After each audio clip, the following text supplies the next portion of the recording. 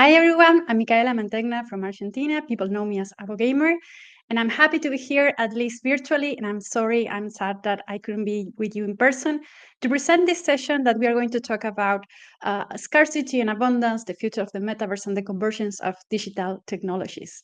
Let me change to my slides, and here we go. Perfect. Okay, who am I? I always like to start talking a little bit about what is my position. I'm an affiliate at the Bergman Klein Center, where I do research on video games policy and AI ethics. I'm also part of the World Economic Forum at the Metaverse Council, where we talk about the future and evolution of these technologies. And also, I spent a lot of years researching, and I wrote the book on creativity and AI and intellectual property. So let's start by addressing the elephant in the room. I know a lot of people would be thinking about this, but why are we still talking about the metaverse? Is the metaverse still a thing? And the thing is, if we go a little back in time, we see that the actual interest in the metaverse had like a spike. We know why it was because of Meta renaming themselves, rebranding themselves, of course. And then a period of like hype and evolution, and everyone wanted to be in the metaverse. And then the so-called death of the metaverse, which in this article that has a really lot of repercussion. It says something that the metaverse was 3 years old, which for me is interesting because if we go back to the start, we know that the metaverse is over 30 years, at least the idea of the metaverse, but maybe this is a clue about what's to come. So I propose to you a murder mystery game. Who killed the metaverse? And I love to present my suspects. We have the Baron von Grief, Mrs. Boredom, and also, of course, generative AI. And we could see that the metaverse at some point could be have seen as a gold rush because everyone was talking about how much money the markets were going to be and how much money was betting on the metaverse. And then how much these NFTs were being sold with high record amounts all over. Of course, we cannot go by without remembering the Bored Ape hype and all it came with that from celebrities flaunting their money, dead apes on TV. And also, we can think like maybe the metaverse died by greed. We've seen a lot of pyramid schemes related to NFTs, rug pulls, terrible, terrible art being sold of NFTs. And then we've seen like those kind of like promises about the value and around the metaverse went down and crumbled like ashes. Another possible cause is did boredom kill the metaverse? We know that the experiences that we are offering as even more, sometimes more important than the graphics, and that people relate to the stories being told. So there is a lot of publications about and research about how many active users are in these metaverses with compared to the cost of sustaining these spaces. And of course, headlines like this, like the Metaverse Fashion Week, had big brands but few people. Another possible suspect is generative AI. We know that there is an interesting research showing that the interest and funding on the metaverse kind of like transition it into generative AI. And of course, could be death by cyberbullying, maybe, because we know that the concept of the metaverse was like heavily criticized, but and with some reason to that for many people. So if we take out all of these suspects, what do we have? I think like the plot twist about this is that the metaverse is not dead, and the rumors of the death of the metaverse are greatly exaggerated. And this comes from like seeing what is happening in the scene because we are seeing people that is building after the hype in what I like to call the quiet metaverse. And we are seeing a lot of really relevant companies and entities creating hardware and software and spaces for what it can be called the metaverse or other terms, depending on who align with. But also, it's not just private corporations. We are seeing a lot of public interest, for example, coming more from Asia with South Korea, or then in the UAE with policy and metaverse initiatives. Of course, there are initiatives like the Open Metaverse by Neil Stephenson, Lamine One, and industrial metaverse initiatives as well. So I think like telling that the metaverse is dead is probably a problem of definitions because it has to do with how do we define what the metaverse is. So maybe what is dead is that particular version of what people think that the metaverse is. So for me, the metaverse, and I'm putting my academic hat in this moment, is a convergence of realities because we are seeing content and infrastructure, we're seeing digital and physical, and the transition into that. We're seeing a convergence of different technologies because the metaverse and immersive technologies is not made just by one type of technology, of course, and we're going to talk a little more about that next. But also is coming together of things from social media, from gaming, from education, because all of these spaces are going to be integrated in what we are going to see as the metaverse. And as we were talking, it's a convergence of interest because it's not just talking about consumers and private owned metaverses, but also talking about what are the public initiatives to create virtual spaces and transition into these virtual spaces. Speaking about this transition from digital from physical to digital, I coined this term, what I call the reality gradient, because another thing what we need to understand is that the metaverse is not going to happen just in VR, and it's probably more on AR. And thinking about this transition, like growing from the physical reality and blending into the digital reality as several stages when we are moving and transitioning, sometimes adding sounds, sometimes adding artificial vision, and going from layers of information that are kind of like integrating the different realities. And also, of course, this is more complex, more we can go more deep into this in the Q&A, but there is different areas of infrastructure that are converging and that kind of needs and creates different problems. But also, for me, an interesting point of talking is like what makes the metaverse different from already existing virtual worlds. And for me, that is connection, talking about interoperability, of course, but also social connection, because we need to create spaces where human can create communities and live and prosper and interact with each other in there. If not, we are going to go back to see all these spaces that are being created with no one inside.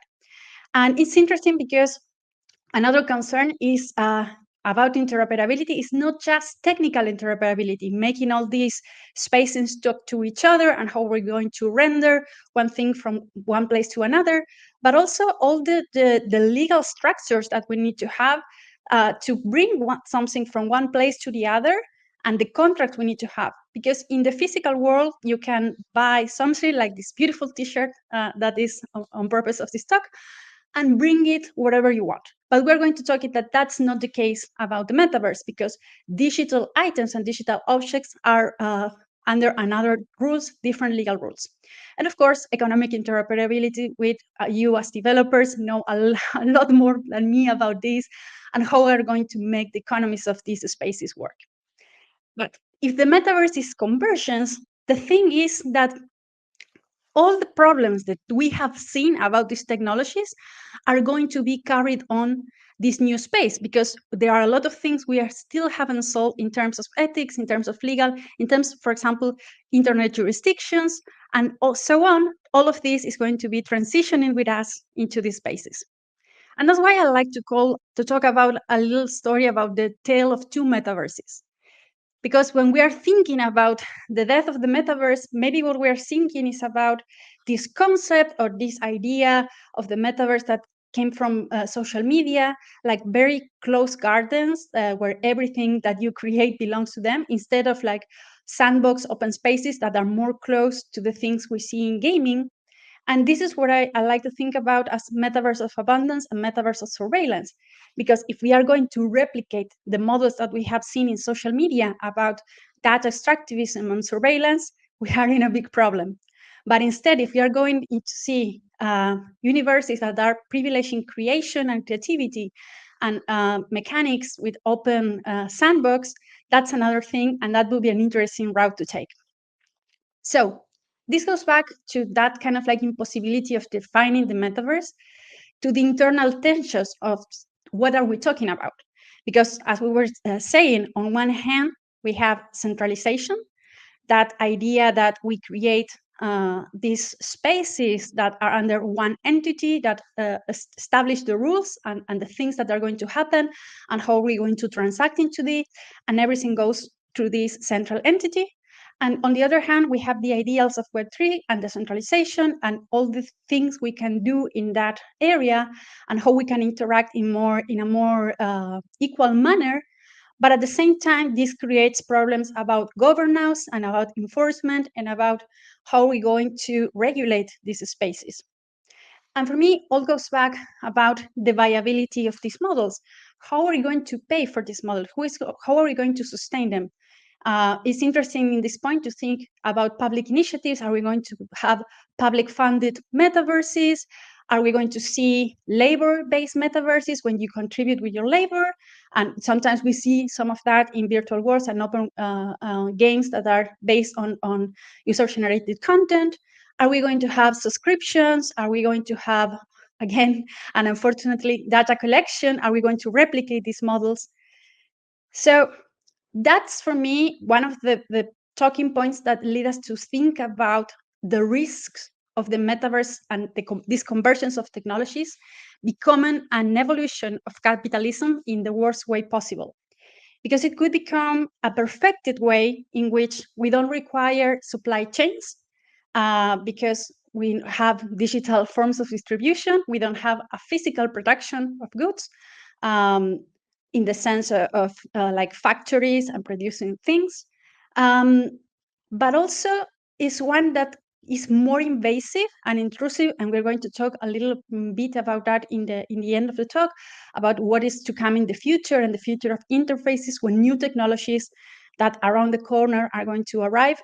And of course, one that is really close to my research that it has to do with intellectual property, that it's the metaverse as a digital structure that has tighter control over secondary markets. Because as we were saying, when you have, for example, a physical book, you have a relationship, a legal relationship of ownership.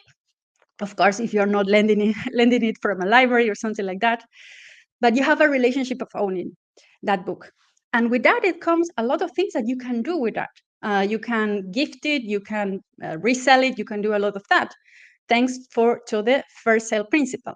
But that's not the case, as anyone that owns a library, a huge library of games knows with digital assets.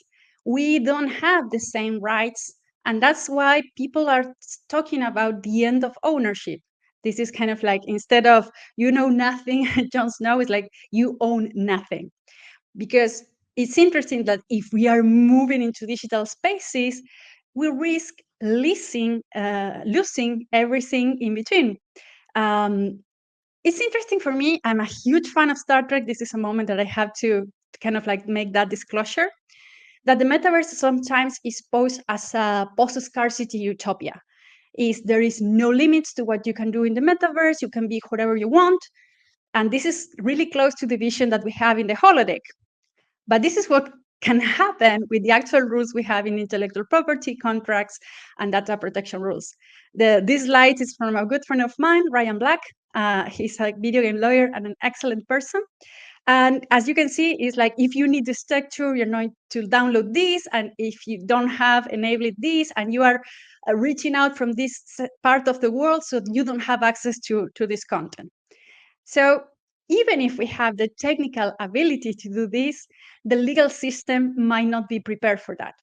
And this is what I call like the metaverse custom office, because it's imagine like you are living from one place to another and you have to, okay, you are not allowed to enter, for example, Germany with this t-shirt because you bought this t-shirt to be used only in Argentina. So this is something that we should come together and think about it and fix it in order to have the metaverse as we are imagining in the best version. So it implies like reimagining and rethinking your IP strategy. This is how I imagine content portability in the metaverse. And I remember a Lego Dimensions game, which was centralized, but it was fantastic to see all the different IPs colliding into the game, and you be playing with Gandalf, and then it comes someone from, I don't know, Pirates of the Caribbean or Ghostbusters. And it was really interesting because they had to release a little bit of the control that sometimes IP owners have on their IP.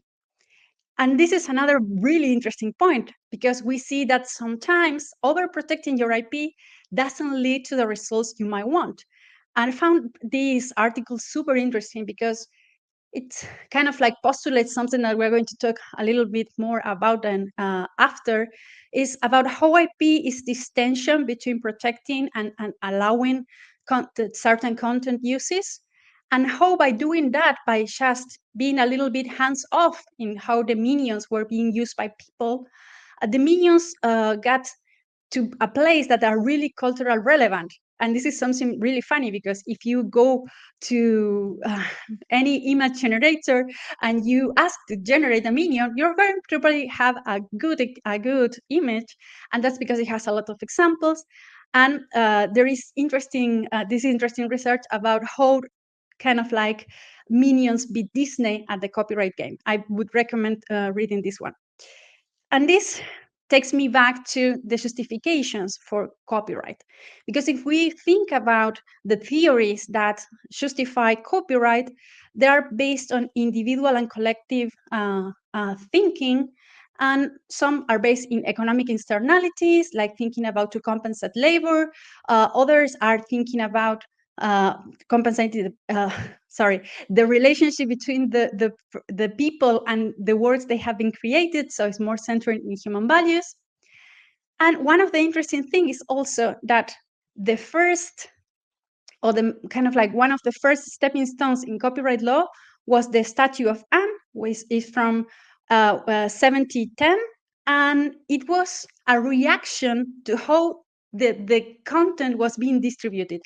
The printing press was in bloom, and people started to print more books, and they wanted to have a control of how people was printing those books.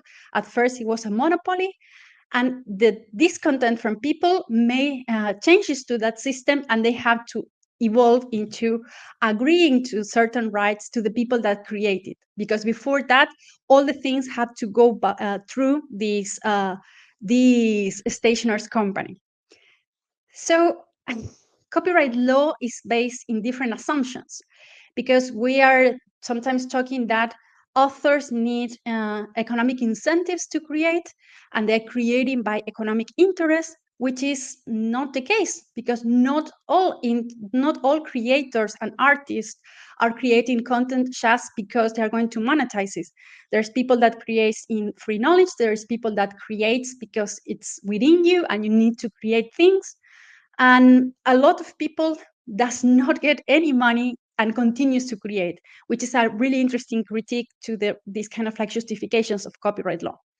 Another thing is equating more copyright to more culture. So if we protect with more copyright, we're going to have more culture. And this is, again, another rationale that has been heavily criticized, because we see that this is like the IP clause in the US Constitution that equates to promote the progress of arts and science.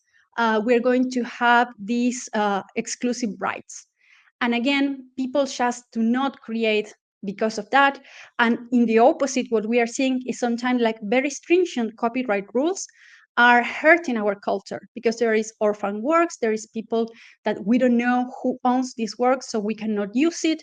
And sometimes we end up with really, really ridiculous rules in what has to come to be known as the copyright wars. And we can talk more about that in the Q&A with fantastic examples of that. And also this thing about thinking that there is no innovation without protection. And one of my favorite authors is Carl Rastiala, is a researcher that talk about the knockoff economy and what is called the negative spaces of IP, which is all of these areas where creativity and innovation flourishes without applying the strict rules of copyright. Think about graffiti, think about food recipes. Well, recipes is another beast, but think about, for example, in our case, video game streaming. How by allowing people to stream games, which is in kind of like the strict terms of the law, a copyright infringement, we were able to create two relevant industries, streaming and esports. And so, because allowing and having more flexibility on these uses of your intellectual property, allow to create all of these innovations on that space. So, can copyright accommodate to the current technological changes? And this for me is a really interesting question as we transition from thinking about just internet and digital into generative AI, because we are seeing that with digital, we can replicate files at almost no cost. With the internet, we can distribute these files all around the world almost immediately. And with generative AI, we can create a lot of content in seconds. And we're going to talk about the ethics about that. But the thing is that that idea of the romantic author that we need to protect because it spent so many years working on this book and we need to give them money back so he can continue to create, that's no longer true. And also, everyone today is almost a creator because every one of us is doing content in one way or the other. So, this is what I call the Star Trek paradox, talking about we are living in an ecosystem of digital abundance. So, why are we still talking about artificial scarcity? And what we are trying to create technical means to replicate that digital scarcity. Also thinking about scarcities, like why are we applying the laws of the physical world? For example, when we were talking about metaverse real estate, and people was paying huge amounts of money to access to some land that was close to or close by other parcels. So if we have digital abundance, why are we talking about artificial scarcity? And when I talk about abundance, I think a lot about AI and how AI is creating this abundance of content. But the thing is, who gets to profit from this and all the wealth that is being created by AI? So for me, it's not a problem about technologies because we have seen this with the print, we have seen this with photography, we have seen this with the internet. It's a problem about redistribution. And there is a lot, you know, more than me, what is happening in the video game industry and all the layoffs in technology companies. And people is getting being laid off and replaced by an AI. And there is this narrative that, oh, if we include AI in the development, of course, we're going to have faster processes, faster pipelines, but we need to keep the people. But we know that in reality, that is might not be the case. So for me, my question is like, do you think about ethics when you're taking that decisions? So when we're talking about the ethics of generative AI, it's not just the replacement of labor, but also thinking about training your replacement, how is the culture is being appropriated and being gatekept by the entities that are developing the AI systems, public domain concerns, because if we are going to uh, afford copyright protections to AI created works, this could create a huge amount of works that could up like people working or doing works that end up like being similar to those created by AI, and therefore everything becomes infringing. So it's going to be like a really, really messy situation to see if the things you are creating are original or not. And of course, all the problems about bias that because of the time we are not talking about this today. But when we talk about ethics, for me, there's a little simple way to talk about this. Of course, ethics is super complex. It's a field of knowledge and of philosophy, very complex. But we can talk to the point for the point of this talk about taking right and wrong choices. And of course, when we go to talking about generative AI, the field is creating a lot of opportunities, but a lot of risk, as we are saying, like replacing talent or locking everything up in terms of property. So it's relevant to distinguish between the ethical considerations of generative AI and the legal problems of generative AI, which is a really, really long talk. I wish I have the time to talk more about all the nuances of copyright law. But the thing is that even if unethical, not all the things that are happening with generative AI could be considered illegal. AI is raising a lot of questions to all copyright principles, changing the ways we think about authorship, originality, the public domain, as we were thinking. And also, when people talk to me about or ask me questions, it's like it's really, really complex. If there is any copyright lawyer in the room, they're going to laugh about this. But we always say this answer is like it depends, because it depends a lot about facts. It depends a lot about the law of the country you're talking about. So it's very, very dependent. And we cannot provide a straight answer about what is going to happen with generative AI and copyright law. My feeling and my research is that what artists and creators want is consent, attribution, and compensation. And my research is about, can copyright solve these problems? And I wrote this article for the Yale Journal, which I'm happy to share with you. And a lot of things to talk about this, but we cannot go into detail. But the thing is, like, we already have industries that have copyright, and we are seeing that creators are not adequately compensated, and they have to fight. We have movements like Translator in the Credits, fighting for recognition, and these industries already have copyright. So having copyright is not a guarantee that we're going to see a fair and even distribution of royalties. So one of the main points is thinking about universal basic income, universal creative income. There are really interesting studies coming out from this. One that was financed by Sam Altman from OpenAI, thinking about taxation. But if I have to summarize like the main talking points about this, is like giving more copyright gives more power to those already powerful. And this is an argument that comes from this fantastic book by Cory Doctorow, talking about democracy and capitalism and platform capitalism. And the thing is that they equate giving more copyright in the case of generative AI to giving more money to your kids that is going to be bullied and take it by the bullies.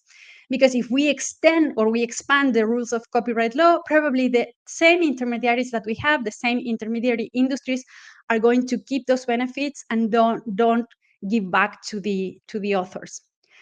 Of course, there is another layer of this, that this thinking in terms of generative AI and copyright, it leaves out other types of intellectual labor that goes into training and developing AI, whereas the so-called ghost workers, another fantastic book that I recommend on this.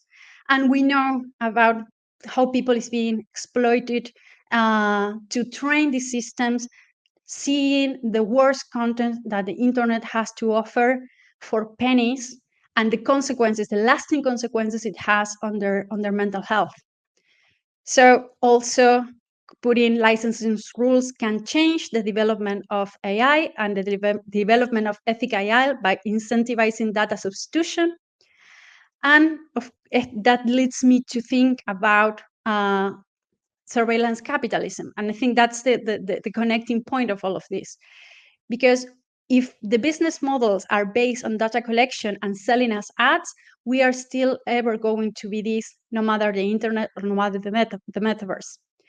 And privacy in the metaverse is going to become this meme about fighting and fishing for our attention, for our data, just to sell us things.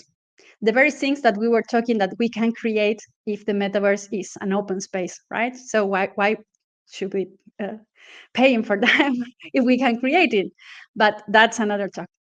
So a lot of the content that is going to be created in the metaverse is going to be adaptive content based on our personal preferences, of course, tailored to our liking.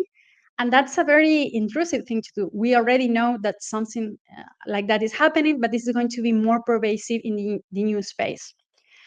And talking about video game data and privacy, a little bit over time, so thank you for your patience. But we already have seen like a lot of games recording our activity and our preferences. And this is not about Baldur's Gate. This is just a funny example because I love Baldur's Gate so much. But have you ever thought about what your games know about you and what happens with the data? And that is something that has changed from the business model, how the business models in video game industry have changed. For example, from the original Baldur's Gate to now, how the things are changing, even though they are, single player / multiplayer in the case of Baldur's Gate 3. But the thing is, we have to talk about definitions of privacy and how we define privacy in the digital age, and thinking what can be done with that data, because we can use that granularity, that huge amount of data that we have on our players for good for game customization, discovering bugs and good things, but also we can use that for exploiting our players. And we know a lot about this, and there is a lot of people like bringing fantastic content. Shout out to the Ethical Games Conference put by Celia Houghton. There is really good talks on this there. And also, I don't know if you know about this, for example, patents that try to extrapolate your video game data to associate it with your financial scoring. So you play games in a certain way, that means that could be your credit score going down. So what's the future of this capitalism of cognitive surveillance? For me, it's interesting, and this is what has been taking a lot of my research in the past 3 years or so. It's thinking about what is going to happen when we shift to other types of interfaces that are going to be able to be used by neurotechnology. I have a lot of examples, but I don't have time to talk about them. We can talk on the Q&A. But the thing is, like, what happens when the thoughts become data, and of course, they become currency. And the references in the title, for those who love cyberpunk, they might know that in cyberpunk lore, the brain dances are these ways of recording your brain activity and reproducing it. And it might seem sci-fi, it might seem something that is ahead on the time, but the thing is that we are making progress to that. We are creating haptic suits, we are creating wristbands to transform thought into text and thought into action. And this is news from 2024. We are seeing different advancements in the area that is going to make us put a lot of questions about how we're going to use this technology. Some are really good, and some are opening big questions about the type of data that is going to be extracted and how it's going to be used. Because as we were saying, we can have adaptive gameplay, but also we can really exploit like the most vulnerable emotional connections. For example, creating AI agents that are able to kind of like create emotional attachment. So there is initiatives like the Neuro Rights Foundation talking about a new future of a new set of human rights. And the interesting thing for me is like privacy and agency in digital spaces cannot be based in compromising or just asking companies to behave and promise that they are not going to misuse our data. And I will leave you with this. This is one of my favorite quotes from Star Trek. Like, we are living in a future. We are thinking about this future of abundance, this future of like replicators might become true really quickly. And maybe generative AI is a sort of replicator, but the acquisition of wealth is no longer the driving force in our lives. We work to better ourselves and the rest of humanity. My boss cried because I get really emotional with this quote. So thank you so much for listening. This is my newsletter. If you want to subscribe, if you want to reach out, this is my social media. I would be happy to talk more about this and seeing you maybe next year in person at Gamescom. Bye.